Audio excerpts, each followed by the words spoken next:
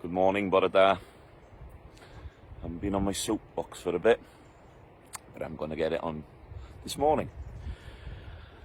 I read an article yesterday from Billie Eilish, or Eilish, or whatever you call her, and Joaquin Phoenix, Joanna Lumley, I think Chris Packham as well has signed it, Moby, and a lot of other quite prolific famous people, and they want to bring animal agriculture into the discussion at the next climate organisation meeting, and I think it's a good thing.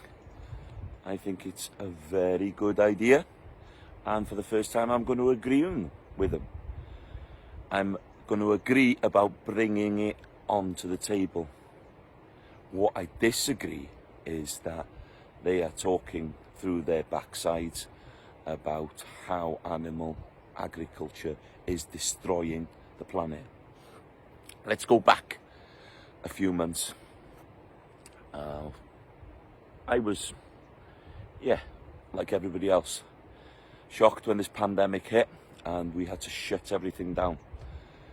But I'd be on top of that mountain and I didn't see one aeroplane flying over me. I would drive from here to Anglesey and there would be no cars on the A55. I was driving to check on my livestock. No cars, no planes. What happens? Pollution rates drop drastically. The air is clean. People are healthier.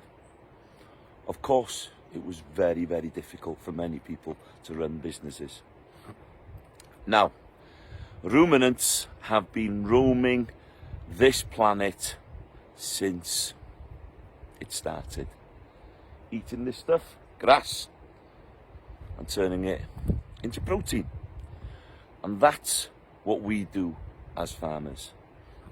And this is why this needs to be discussed at these meetings, at these climate meetings, by the top brass, because that is sustainable.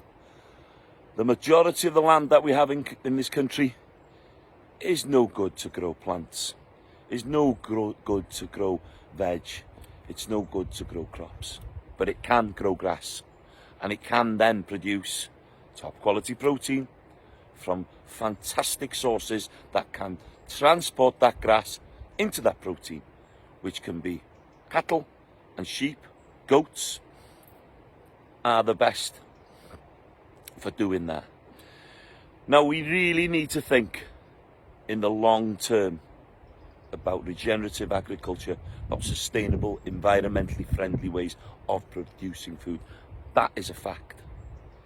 But going plant-based is not going to change it. Flying less, driving less, yes.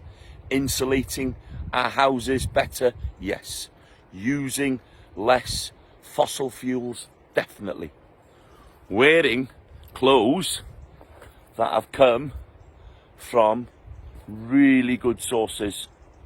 Okay, so this animal was eaten. Okay, this sheep was eaten, and what we get is a sheepskin from that.